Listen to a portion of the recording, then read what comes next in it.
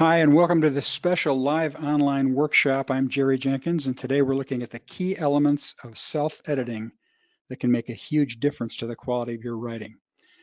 I want to welcome everyone. We have hundreds of people joining, and I'm going to stall here a little bit to allow as many into the room as possible.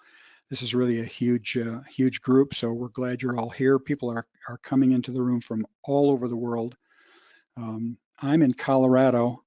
Our engineer is in Alabama. Our guest, Chris, where are you? I'm in Palma in Spain. In Spain. So we have all kinds of technical things we need to be very careful of to make it all work. Quick clarification, the kind of self-editing we're talking about today is not what editors refer to as substantive or big picture editing, where you examine things like structure and flow and pacing and character development. Rather, we're talking today about what would be considered copy editing or line editing. We're concentrating on word choice and sentence construction, basically the writing itself. Now, my guest today from across the pond is Chris Banks, creator of ProWritingAid. That's an editing software program for writers. Chris developed ProWritingAid to improve his own self-editing process, and today, more than 700,000 writers use it. Thanks for taking the time to be with me today, Chris. Thanks, Jerry. I can't wait to get started. Great. Now, I want to urge everyone to stay with us for the whole time today because we're going to open the floor for Q&A at the end of the training. So you won't want to miss that. In fact, as soon as a question arises in your mind, enter it in the chat box on the right side of your screen. And then when we're through with the training, we'll see how many of these we can get to. Now, if you're a member of my Writers Guild or my Your Novel Blueprint program, you know I teach what I call ferocious self-editing because it's crucial you put your best foot forward and are happy with every word before you submit it to an agent or a publisher. To me, the hardest writing work I do is creating a story from nothing. Writing that first draft, getting the story down is just tough work. But to me, the editing and revising is a joy. It plays to my perfectionist tendencies, and I love carving that hunk of meat and seeing it come together just the way I want it to. But you may be the opposite. You may love the writing phase, but dread the editing stage. How about you, Chris? Where do you come down on these two fairly disparate tasks? I think I actually like both. We hear from writers all the time that finish their first draft and they don't know where to go next. They find the whole process of editing daunting, but I love it. For me, I think to take your analogy of carving a hunk of meat a bit further, I find writing is like going out and gathering all of the ingredients. And then the editing phase is like taking all of those ingredients and cooking them up into an amazing dish. So they're quite different skills, but they're both equally enjoyable. And I find that the editing gives my creative mind a refreshing break so that later I can go back and look at the manuscript with fresh eyes. Yeah, that's me too. In fact, my favorite quote about editing comes from writer Francine Prose in her book, Reading Like a Writer. Listen to this. She says, for any writer, the ability to look at a sentence and see what's superfluous, what can be altered, revised, expanded, and especially cut is essential. It's satisfying to see that sentence shrink, snap into place, and ultimately emerge in a more polished form, clear, economical, sharp. I love her name for one thing. Francine Prose, perfect name for a writer. But basically what she's saying is write your piece, edit and revise it, then send it. But only once you're happy with every word. Don't make the mistake of assuming editing is the publisher's job. On the one hand, it is, and they will edit, but they have to like your manuscript first.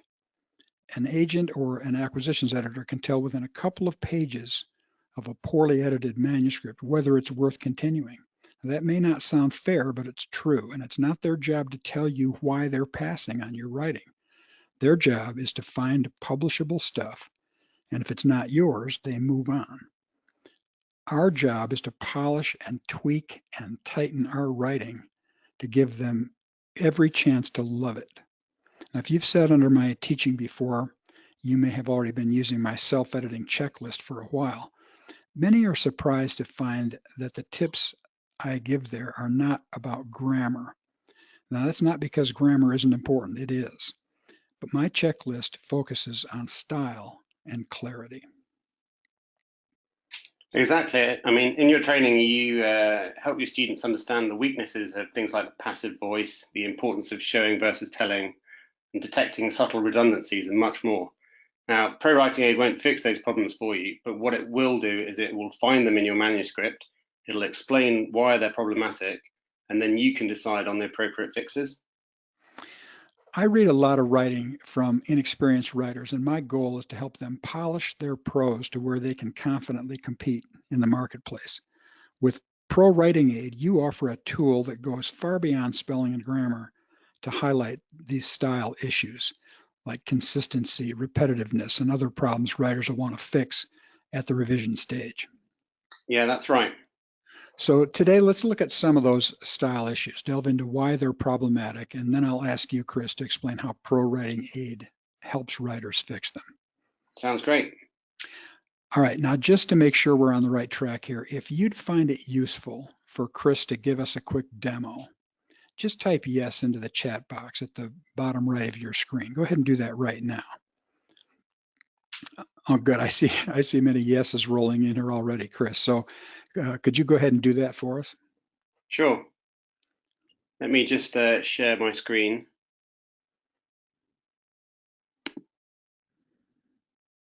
Okay, so hopefully you can all see my screen now. This is the ProWritingAid editor. So you can see actually you can have real-time checking that will give you tips on this is just a grammar error. One of the most useful things to do straight away is put your writing into here and then run a summary report. Now this summary report will analyze your writing for a whole bunch of different aspects.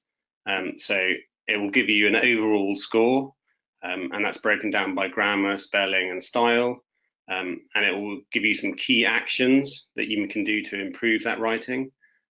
It'll also go through and give you statistics on the document, including word count, sentences, the vocabulary you've used. It'll go through and talk about readability measures, which we'll cover soon. And you can see even it broken down by paragraph. It'll look at things like overused words, sentence structure, sentence length, writing style, and even grammar and spelling. So you can see there's a whole lot of aspects in here, and in fact there's over 20 different ways that you can look at your writing. So it's a tool that you can either use for doing very quick revisions, or you can go into great depth and look at how to improve your writing. So it's useful for all different kinds of things. Thanks, Chris. That should give you an idea how ProWritingAid works. Now, again, remember to stay with us for the whole time today so you can get in on our Q&A session at the end. Enter your question into the chat box and we'll see how many of these we can get to. Now, let's talk about the problem of passive voice. The way to spot passive voice is to look for state of being verbs. You can Google the list of state of being verbs and keep it handy, or even memorize it. I can remember in junior high school being taught the state of being verbs, and they just roll off the tongue now. I think, okay, what are they? Is, am, are, was, were, be, being, been, has, have, had, do, does, did, shall, will, should, would, may, might, must, can't, could. Now, some people put those to music. Also, passive construction often includes the word by. Let me give you two quick examples. It'd be passive to say the party was planned by Jill. If you want to write that in active voice, you say Jill planned the party. Passive would be the wedding cake was created by Ben. Active voice would be Ben created the wedding cake. You see how much more direct and powerful the active sentences are. And it's easy to slip into passive voice. We often talk this way, and we can find ourselves writing that way too. Really something to watch for. Now, there's a way to avoid this. If you're having trouble getting your mind around this, here's something you should be able to remember. If you can add the phrase by zombies after the verb, you're in passive voice. Let me repeat that. If you can add the phrase by zombies after the verb, you're in passive voice. Consider these two examples again. The party was planned. If you can say by zombies, you're in passive. Active is Jill planned the party. Passive, the wedding cake was created by zombies. If you can say that, you're in passive voice. Active, Ben created, or zombies created the wedding cake. So avoid passive construction. Your writing will read with much more power. Plus, you'll increase your chances of getting more than 5 minutes of an agent's or an acquisition editor's time. Yeah, exactly. And you could go through your whole document finding passive voice yourself. But one thing that ProWritingAid does is it does it for you. We make the process more efficient and save you time. So what our tool does is it scans the document and highlights every sentence which is written in the passive. And then you can read it and see if it's in the passive voice, see if it makes sense. Sometimes the passive voice does, but normally not. Then you take a moment to revise it, and then you move on to the next instance. Eventually, as you go through the document, your momentum will build, your brain will be on full passive voice alert, and you can smash through chapter after chapter, fixing passive voice where necessary. Okay, that's helpful. Now, when you want to examine your manuscript, you want to examine your manuscript to be sure you're just saying it. I often write that in the margin of pieces I see. What do I mean here? Just that unless you're writing heavily academic material or deep literary fiction, you want to write as simply and straightforwardly as possible. Too often, beginning writers fall into the use of a language that I call written-ese, just like we have Chinese and Japanese and Portuguese. Here's written-ese. They feel their creativity, word choice, turn of phrase needs to show. The problem is that drawing attention to your writing is intrusive and can get in the way of your content, your message, what it is you want to convey. The point is not your writing technique, it's your message. So avoid the temptation to show off your writing and think reader first, keeping your content king. Don't intrude. Stay out of the way of your message.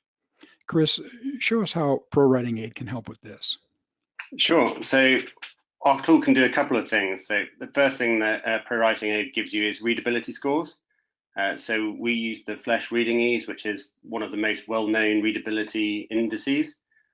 Even the US military uses it to assess the readability of their technical manuals. So it calculates the number of words in each sentence, then the average number of syllables in each word, and gives you two scores, one of which is a readability assessment of between 1 and 120. The higher the number, the more readable your document is. And then a grade level that shows your readability compared to American school years. So we suggest targeting between 60 and 70 for fiction. This would mean you're writing to readers with at least a 7th grade level of comprehension. So that may sound not seem like a high enough level, but you'd be surprised at how often this level is used by magazines like Reader's Digest and others. Ernest Hemingway's fiction score at grade school level. So don't mistake that for juvenile writing. It simply indicates how much work it would be for the average adult to easily understand your prose.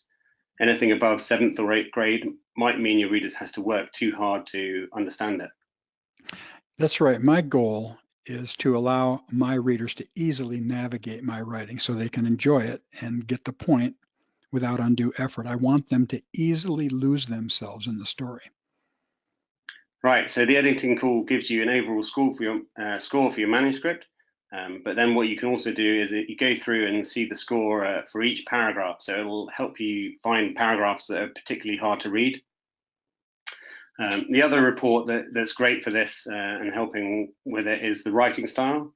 So our writing style report is a comprehensive check of several elements, but one of the most important is readability enhancements. So readability enhancements are the kind of typical changes that a copy editor would make. So, when they're going through your writing, they will do things like look at nominalizations, which is where you've used a noun instead of a verb. So make a decision. is a nominalization. You should use decide instead. And there's literally thousands of these changes that we make. And the great thing is that by doing it automatically and by doing it yourself using our tool, you go through, and then your copy editor doesn't have to do that. What they can do is they can focus on the more important things, like characterization and flow of your writing. So you get more from your copy editor by covering these more simple changes yourselves. And it also prompts you to remove complex words when a simpler one would do. So your writing is easier to read. Yeah, that's great. I urge writers to replace words that your readers would have to look up. All right, next let's look at identifying and cutting redundancies. These are a pet peeve of mine. How often have you seen writers mention past history? I think that's the best kind, don't you? Or future plans. What other kinds of plans would there be? Some write that their character has stepped out onto frozen ice, as opposed to what? Melted ice? How about this trifecta? She nodded her head in agreement. What else would a person nod but her head? And do we need to be told that when she nods, it's in agreement? Here's another. These are subtle redundancies. He clapped his hands. What else would he clap? She shrugged her shoulders. What else would she shrug? He blinked his eyes. Same question. I see this a lot. People talk about he squinted his eyes as if he could maybe squint his ears. They heard the sound of a train whistle. You can delete the sound of. If they heard a train whistle, they heard a train whistle. We know it's a sound. Even though I refer to these as subtle redundancies, I see them a lot. Yeah, they drive me crazy too. I think they just add quantity and not quality to your writing. So we have a redundancies check that looks for about 300 different types of redundancy in your writing and highlights them for you. Things very similar to the suggestions that you've given above. So we're adding more all the time as well. So if anyone else has any, then feel free to send them our way. And this same report also catches cliches. Yeah, cliches are unoriginal by definition. We write them when we don't have the energy or the inspiration to create something new. Now, you may have a character who speaks in cliches, that's one thing, but otherwise avoid such obvious cliches as diamond in the rough, easy as pie, don't judge a book by its cover, light as a feather, that type of thing. Yeah, writers often resort to cliches when they're writing their first drafts because they're just trying to get the story down. And that's fine because not using a cliche would interrupt your flow. But when you go back to edit, you need to be more creative and you need to come up with fresh wording for these cliches. A new analogy or metaphor will make your writing much better for your readers to read. So we look for about 500 different cliches in your writing automatically and highlight them for you, and then you can just go through and try and come up with a better metaphor. Excellent. Now, another of my pet peeves is the misuse of dialogue tags, or what is known as attribution. Dialogue tags let the reader know who's talking. The most common are said and asked. And I'll let you in on a little secret. I never use asked because the question mark at the end of the line of dialogue makes it redundant. That's sort of a new trend and it's coming, so watch for it. It isn't absolutely necessary, and there are editors who don't get it yet either, and they'll say, you don't want to have a question mark and then say he said, and I say, actually I do, because we already know it's a question. Now, dialogue tags are necessary, but they fail when they draw attention to themselves. They're supposed to be just signposts, clarifying something for readers. When you get creative with them, and rather than writing simply that someone said something, you have them wheeze or gasp or sigh or laugh or grunt or snort, reply, retort, exclaim, or declare something. Some of those are archaic. Others are impossible. Try gasping words. You can't do it. I see other times where people will say, give an action instead of the fact that somebody said something. They'll make a quote, comma, close quote, Jane looked away or whatever. And you can't look words away either. It's okay to have someone yell or holler or whisper, but beyond that, overly creative dialogue tags intrude on the reading experience and slow the action. Yeah, more than anything, tags like those distract the reader. I always say that your characters, their tone of voice should be so distinct that you shouldn't actually need to have dialogue tags.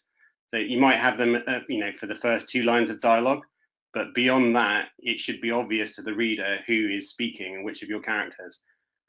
So author Jay Moore says, if dialogue is so weak that the writers have to explain what emotions or motivations are being conveyed, there may be more serious problems lurking. So we have in ProWritingAid a dialogue tag check, which helps you find all of the attributions in your text, so you can go through and you can look at if you're overusing them or if you're using these impossible words, as Jerry says. Great. Now, next up is one of the most well-known bits of writing advice anywhere: show, don't tell. This is the tip we hear most often, but many beginning writers have a hard time grasping it. It's really as simple as this: don't tell me it's cold outside.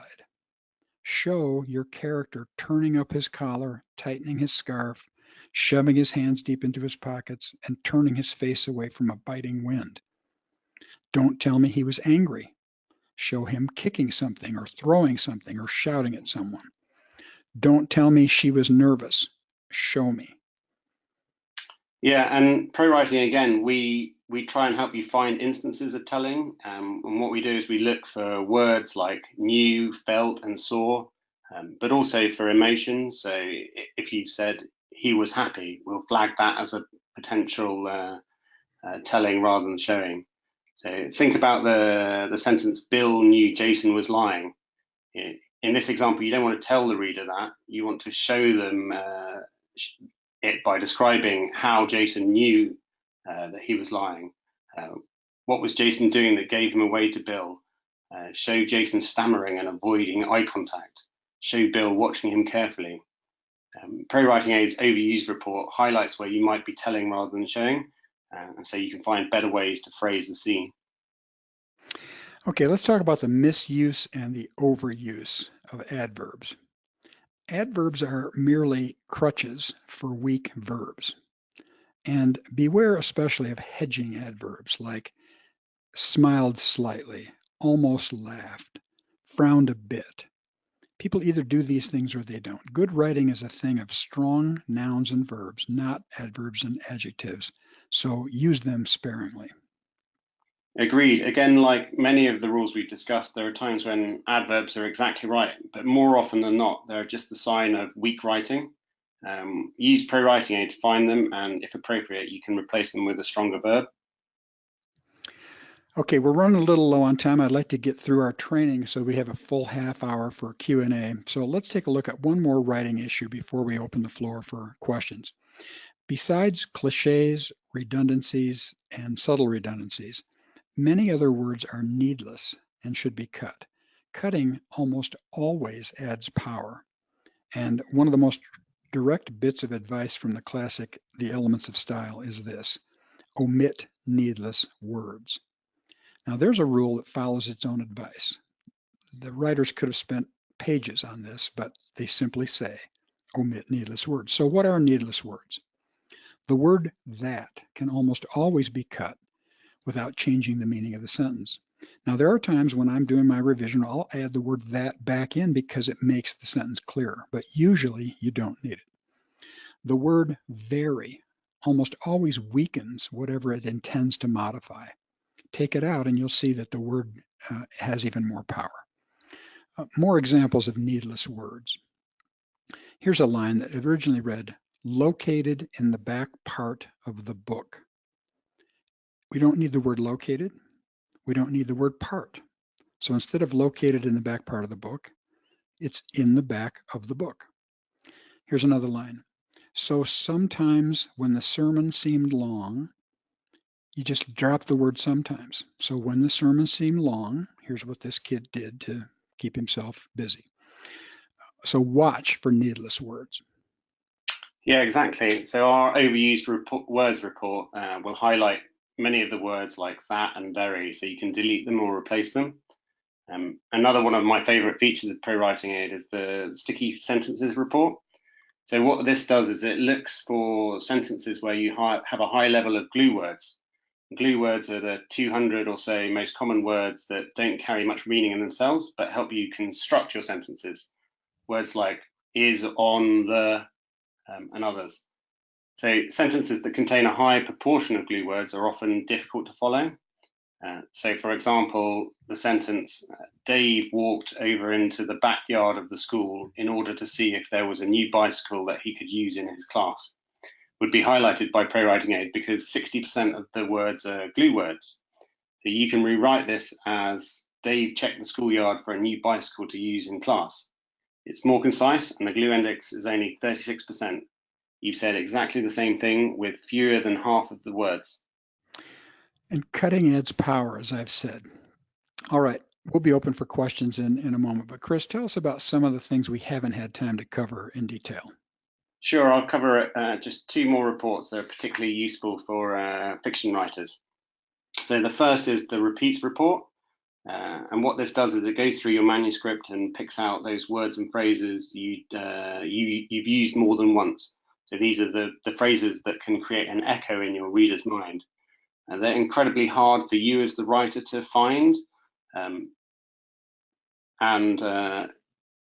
They gravitate to certain turns of phrase. So every writer has their particular phrases that they like to use multiple times without realizing it.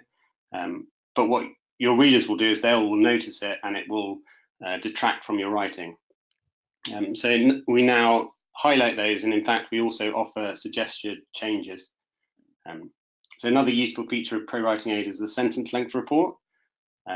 So we say that your writing should have a certain music to it. It should ebb and flow with short sentences and long sentences.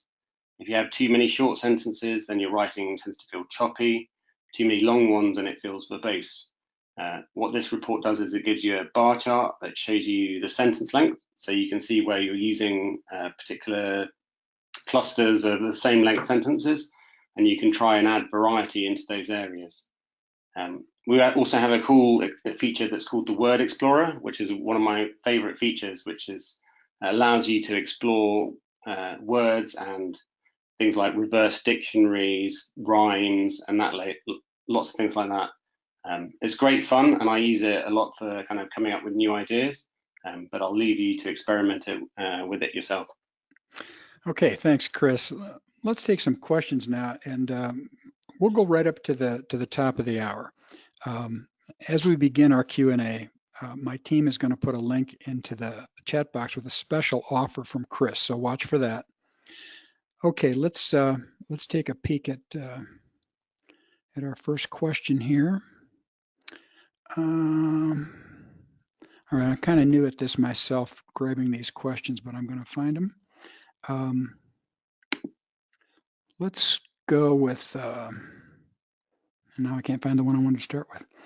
All right. All right, let's go with that one. Matt, if you can bring it up on the screen for me. Well, I can see one here that says subscription or license. So ProWritingAid, we offer, you can either pay for a yearly license, or we also offer a lifetime license. So you have either option. We realize that some people like to own software outright, and with your lifetime license, you get free upgrades for your lifetime. So great. All right. Okay, we've got a question up from Brian. Thanks for asking this question, Brian, and for being with us. It says, as a beginning writer, I can see the scenes in my head play out like I'm watching a movie on a screen, but when I try to put these scenes into words, everything just feels flat and wrong. Is this normal? I can tell you that it is normal, Brian. That's why, the reason they call us authors is because we have to figure out how to make this work, and it's just hard work. We all were raised on television and movies. We see things that way, and of course, our imaginations are even better than Hollywood and the TV producers.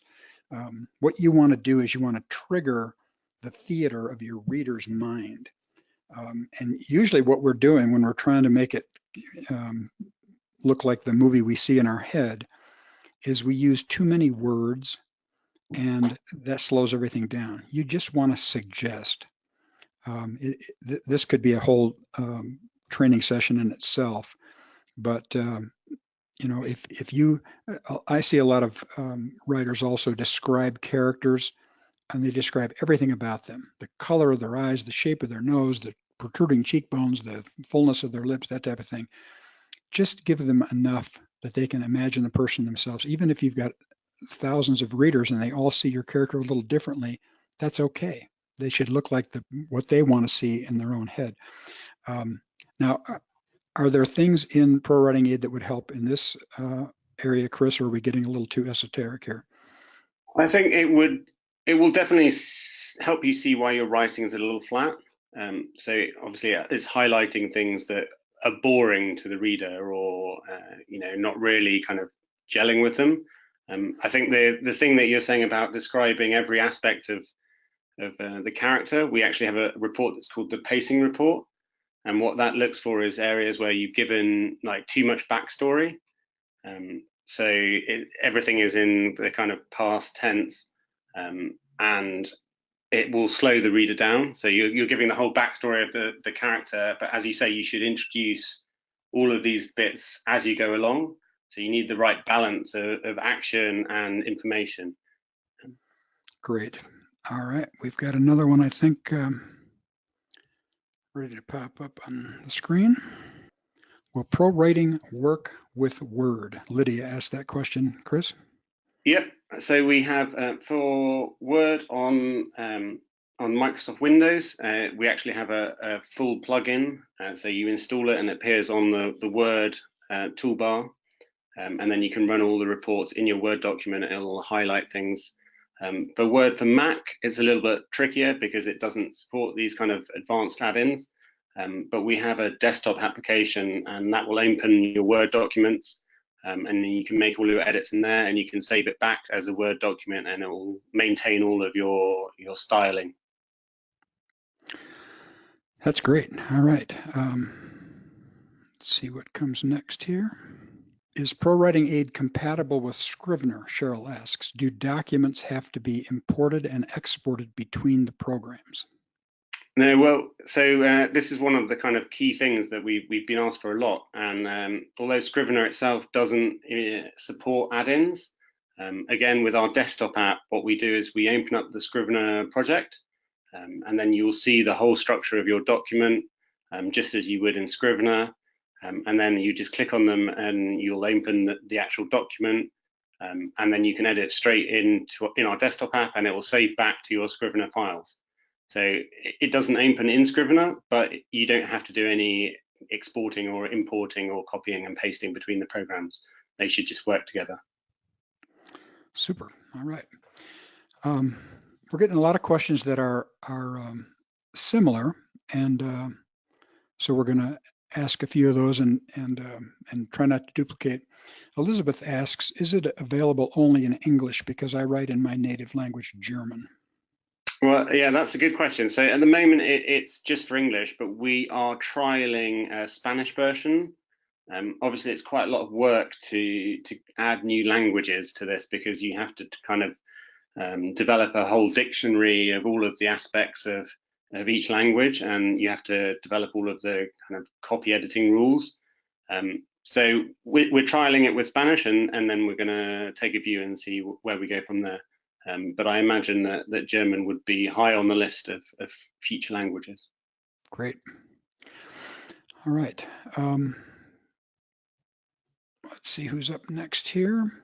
Rich says, I took an advance peek at ProWritingAid and loved what I saw. Using Jerry's ferocious editing, I've already pared 75,000 words down to about 60,000. Now I'm worried my entire novel will spiral down the drain. What does Jerry do when his word count goes below what publishers want? What I always like to say, Rich, is that if you've cut, you've improved your manuscript because you're omitting needless words. You're ferociously self-editing. And so what that does is it gives you room for more scenes that are written as lean and tight as the ones you've edited. So, you know, and this is a fairly common problem. The first time people learn this, they realize they've been overwriting and it really does add power when you cut it to the bone. And so they do worry, you know, I've seen people cut their novels in half and they think, now I don't have a novel anymore, I've got a novella. Well, that's the time to think about what you really would like to add to your story, maybe subplot, you know, maybe extra stuff that really makes it work, because that's going to give you a better end product too. So it's actually good news that when you see how much you're cutting, because it's going to teach you to write more in a more lean manner in the future as well. All right, let's take another one. Got lots of questions pouring in here. Appreciate everybody doing this. This is the one that is fairly common. Lyle asks a question that several have been asking. If I use this program, does it take the place of sending my work to a copy or line editor? I'll let Chris speak to this too, but my counsel here is, I'd rather not see you send your work to a copy or line editor anyway. You need to learn to do this yourself. Why pay for an editor when your publisher is going to edit the book anyway? But you want it to be to the point where you're as happy with it as you can be. You're happy with every word. And if you learn to ferociously self-edit, you should be able to compete in the marketplace without having somebody else copy or line edit before it goes to the publisher. If you do that, if you engage a copy editor or a line editor, and then you send your manuscript in, what is the publisher evaluating, your work or the work of an editor? And regardless, the level it is when you send it in, you want it to be as good as you can possibly make it. They are still going to do their own editing and proofreading and all that. So that's my take on it, is that I want to see you learn to do this yourself. And ProWritingAid can help you do that because it identifies so many of these issues that need to be dealt with. What would you say, Chris? Yeah, I think, well, my attitude is that it will never replace an editor, but as I said, it gets you all of the quick wins. So, I mean, at an extreme, you could say, you know, if your document was just full of spelling mistakes, then you'd be wasting the time of your editor. And these are a bit more like more complex spelling mistakes. So they're things that you can replace quickly, and then you can get more value down the line. Well, you're more likely to get published, but then any editing that happens after that, again, you'll get more value from that editing. Great. All right, let's take a few more here. We've got a lot more coming in. It's great to have this input. We don't have a name of the person here, but the question is your manuscript safe using ProWritingAid? Well, safe is a hard word to define, but I mean, I think probably what they mean is that you know, are we going to steal your manuscript? That could be one interpretation. Well, I mean, we sort of process over 100,000 manuscripts every day, so it would be very hard for us to actually even read a small percentage of that. Plus, our business is software, so you know, we're not in the business of taking people's work. We want to help people improve their work. So yes, it is safe. I guess another aspect could be, you know, is it safe saving your documents on our servers? And again, the answer is yes. Yeah, we store everything securely. Everything's transmitted, encrypted to our servers and stored on there. And we have very high security on the servers.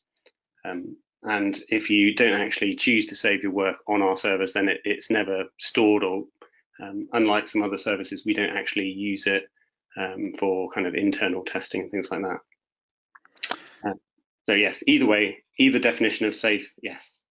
Yeah, I like to tell people that usually beginning writers worry too much about somebody stealing their work. I've been in the business nearly 50 years and I've never seen it happen. Occasionally you hear of a high-profile case where some best-selling novelist, somebody claims that they stole their idea, and it usually comes to nothing.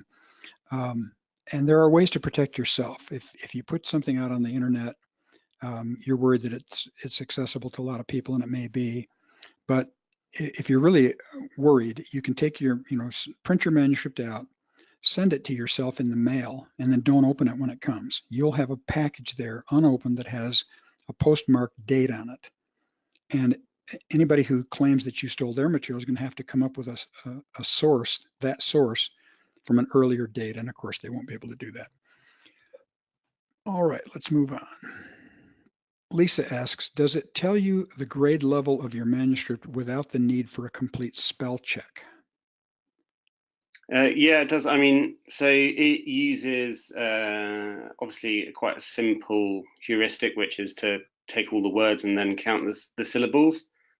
So the syllable check, in English, there's a number of rules for calculating the syllables of certain words, but of course, with the strange pronunciations in English, different words break that rule.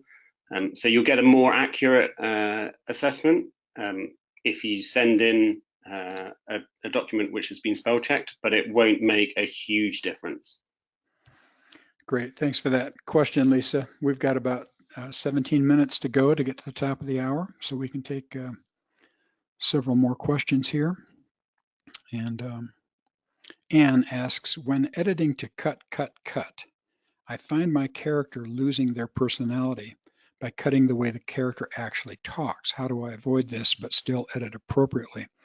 I would say, Anne, that sometimes when we cut initially, we consider that a first pass through. It's like when you cut your lawn, you mow it, and then you go through with the trimmer to trim the hedges and the edges and that type of thing. Now, where the metaphor breaks down is that if you cut too much from your lawn, you can't add it back. You have to wait for it to grow back. With a manuscript, if I find I've cut so much that my sentences all are choppy, that I've taken the heart or the music, I like to call it, I take that out of it, I go back in and add it. You don't want them to lose their personality. On the other hand, when you talk about cutting the way the character actually talks, characters should speak distinctly and be distinguished from each other. But that doesn't mean if you've got a verbose character, you don't want to always reflect all that. You might want to synopsize at times and say, she went on and on until people were tired of listening to her, because people don't want to read long dialogue any more than they want to hear it in real life. Now, as you mentioned, how your character actually talks, if that's just the distinguishing characteristics, then you want to emphasize those. In my current work in progress that we'll release in November, I've got a cop who speaks much more colloquially than other characters. I make sure I do that, but I still try to cut dialogue to the bone. As short and tight and crisp as you can make it, the better. The key being distinguishing characters one from another. So I appreciate that question. And anything you want to say on that, Chris? No, I think that I completely agree with you. You have a lot more ability with writing than you do with other things. So, for instance, if you're doing like a marble sculpture, if you cut way too much, then there's not really very much you can do. But with writing, as you say, you can still add back. Yep, that's the fun of revision. Okay, let's go to another one here. Got about 15 minutes to go.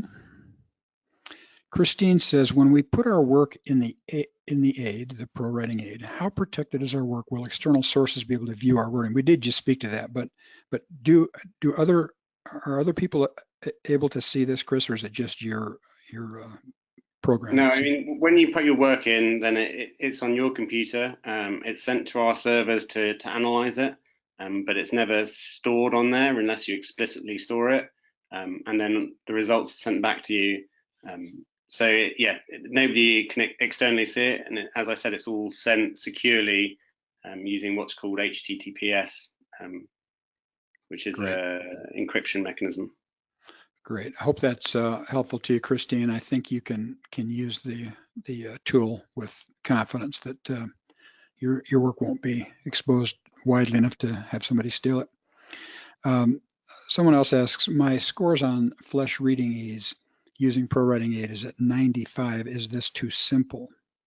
I think you said earlier, Chris, that 60 or 70 is about right. So yeah, so I mean 95 is fine. Again, it depends on your audience, right? So the thing is your writing stopping people getting immersed in your story? Your sentence is too complex? Are your words too long? and you just have to take a view on who your audience is to decide what score you should have. And obviously, some parts of your writing might have a higher score, and some might have a lower score. But yeah, I mean, yes, I wouldn't say that's too simple. Great. I see a lot of questions coming in about how they can get ProWritingAid, the cost, and that type of thing, and we'll make sure we cover that at the very end. And it's good to know that people are interested, and I'm marking a few more of the questions here that we want to definitely get to. George asks, can the flesh reading ease level be too low? Yes, definitely. I mean, yeah,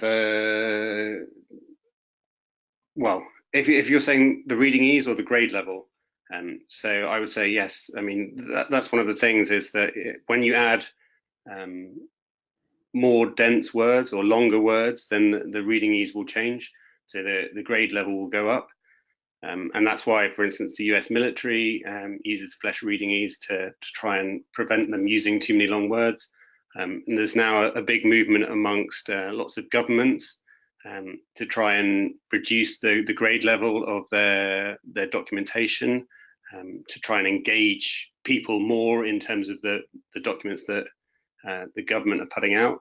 So, for instance, new laws that they're planning on enacting. They'll try and reduce the grade level of the flesh reading ease so that people can actually understand what it would have traditionally been a very kind of verbose document. Great. All right, still got some time here, and a lot of great questions still rolling in. Appreciate you asking that one, George. Anne says, does the dialogue need a new paragraph when there is a change to the character speaking, or can they be in the same paragraph? Yes, every new speaker deserves his own new paragraph. Occasionally, when somebody's rehearsing or recounting a conversation, you might have it in the same paragraph where they're speaking and they're saying, so I said to him this and he said to me that. And so that might all be in the same paragraph, even though each of those, that person is quoting two speakers, himself or herself and the other person. That would be the only time. Generally, anytime you have a new speaker, you want a new paragraph, yes. Thanks for that question, Ann, and thanks for being with us. All right, let's see who's up next here. Sarah says, concerning dialogue tags, in my book for your novel Blueprint, I tried to show who was speaking through action and never used dialogue tags. Is that taking it too far? It might be, Sarah. I did this one time for an entire book just to see what kind of response I would get. Wrote an entire international spy thriller. I never had used one reference to he said, she said, he shouted, she hollered, anything like that. I used action beats. I'd simply describe what the person was doing and then quote them. And not one reader said one thing about that, including my editors and proofreaders. It simply wasn't noticed. Now, I've found since then, it was a lot of work. I had to really think that through because the easiest thing is to just say, a line of dialogue, he said or she said. But now I use them sparingly, and I don't use them unless I really need them. So they're there for, as we say, signposts. But yeah, doing a whole book without using any dialogue tags might be taking it too far. But if you can do it, it's a good exercise, and I think it made for a much more readable book. So something to experiment with there, Sarah. And thanks for that question. Anything on that, Chris, that you want to say? Yeah, I think it's a great thing to aspire to because it really focuses on making sure that your character's voice is distinct, so the reader doesn't have to question who is actually speaking. Interesting. Yeah. All right. Thanks for that question, Sarah. All right. Julie says, do you edit each scene/chapter as you complete it, or do you wait until the entire manuscript is complete? I can only tell you, Julie, how I do it. And I recommend this strongly to especially beginning writers. A lot of people talk about writing an entire novel or an entire book and then going back and editing it. The problem with that is that if you've made a fundamental error 10 or 15 or 20% of the way into your manuscript, you get there and find that, you change that, it might change the entire rest of your book and you might have to do it all over. What I do is the first thing I do every day is I do a heavy edit and rewrite until I'm happy with every word of everything I wrote the day before. Now, I'm a fairly fast writer. I don't use these numbers of pages or numbers of words to use as a model. But regardless, if you write 3 pages a day, 2 pages a day, that's fine. I happen to write 10 or more, but so it takes me a good bit of time to do the editing on that. Sometimes it takes almost the same amount of time to edit and revise as I spent writing it, but I do it every day. So if you can imagine this, imagine my manuscript on a long trail. I'm writing. The next day, I'm going back to where I had started the day before, edit and revise that. And that catapults me into my writing for that day. I'm up with the story. I feel good about what I've done. I've polished it to where I'm happy with it. And then I take off that perfectionist cap and I don't listen to my inner critic, my inner editor. I just want to get the story down. So now I'm writing free form. I might use cliches and redundancies and all kinds of mistakes. I don't care about that. I have to remind myself because I am a perfectionist. If I see a mistake, I want to fix it. And I just say, no, you can do that tomorrow. You can carve this hunk of meat tomorrow, but now let's just get it on the table. So then what happens is once I've done that, by the time I'm finished with my entire manuscript, I've written 10 pages or so at a time, gone back and edited those, and then written another 10, gone back and edited those. So really, when I'm done with my manuscript, it's had 2 full pass-throughs. I've written it and I've edited and revised it. So there's two drafts. And now I go back and I make a list of things that I should remember. Am I reaching for the emotions, for the heart? Am I remembering to engage the senses? Does everything make sense logically and in free form? So I'm going through the manuscript one more time from beginning to end and fixing anything that needs to be fixed. That works for me. You have to do what works for you. I've heard from people who say, I just can't do that. I have to wait until the whole thing's done. Other people, occasionally I hear from people, there are 2. One is a nonfiction writer, Philip Yancey is him. You've probably heard of him. And then Les Edgerton, who's a real gritty fiction writer. These guys edit as they write. They'll write a line. It might not even be an entire sentence, but a line, and they see that line and they have to fix it before they can go on. That would drive me crazy, mixing the perfectionist with the free form writing. But do what works best for you. The way I do it works for me, and a lot of my students swear by it as well. They just feel like it gives them a sense of momentum, makes them feel like their stuff is getting done, and as I say, propels them into that day's writing. So whatever works for you, make it work. Julie, anything on that, Chris? Yeah, I completely agree. I think it's whatever is not going to stop your momentum. So I think some people, just need to write and write and write, whereas other people can write and then do some revision and then write more and then do more revision. So I think the answer is if it's not ruining your momentum, then yeah, sure, go and edit. But if you feel like it's stopping you from moving forwards with your writing, then leave the editing till later. Great. All right, let's take, maybe we can work in a couple more questions here. Donna asks, can you elaborate on glue words, Chris? Sure. I mean, glue words, so they're the top 200 words in English, excluding personal pronouns, which are the words like he, she, it. So they're the kind of structure words. So it's quite a strange thing. But if you have too many structure words, then we say it kind of stops the reader getting through the sentence. So that's why we call them glue words. So, I mean, pretty much any sentence can benefit from a reduction in the number of glue words, but ones where there's a particularly high percentage, we highlight so that you can have a look at them and say, actually, can I write this in a better way? And the answer virtually always is yes. Yeah, I But like it's the meta. heuristic to know what sentences can be improved. Right.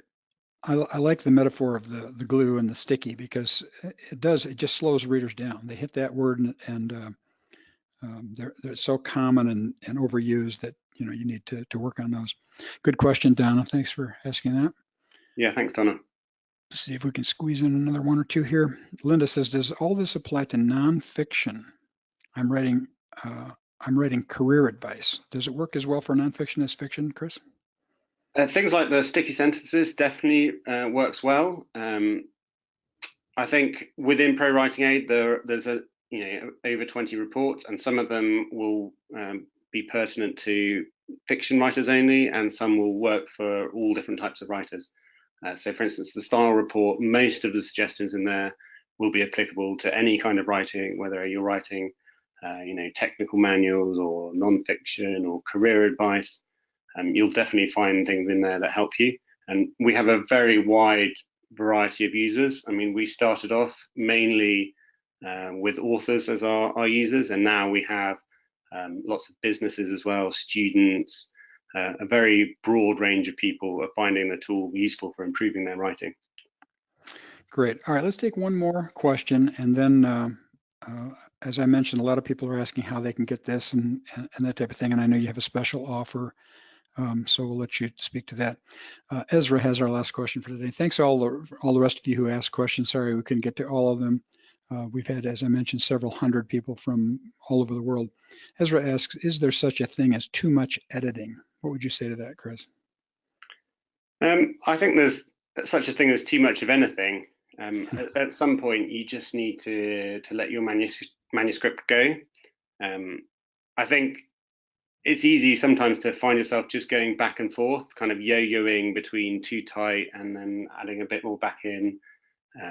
I think, well, I'm not sure how you think about it, Jerry, but I think if you've done 2 parsers and you're probably just changing things back to the way they were after that. Yeah, I always say what makes us authors is knowing when you've stopped making something better and have simply made it different.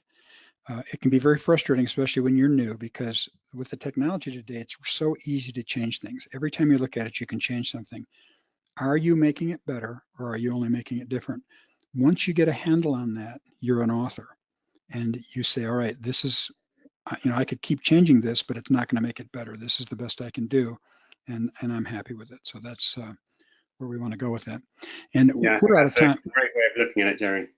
Great. Thanks, Chris. We're out of time, and so I want to thank you for so much for taking part in today's session. I've learned a lot, and I'm sure others have as well. Thank you. It's been a pleasure. And if people have other questions, they can email you. Let me give that address. It's hello@ProWritingAid.com. hello@ProWritingAid.com. Sure. And in a moment, we'll be sending out a special offer to everyone by email, so keep an eye on your inbox. I think you'll be pleased with Chris's generosity. Anything else you want to say about that, Chris? No, that's fine. They'll find it. And okay, Yep. so that wraps up this workshop on aggressive self-editing. Thanks so much for joining us today, and we'll see you again soon.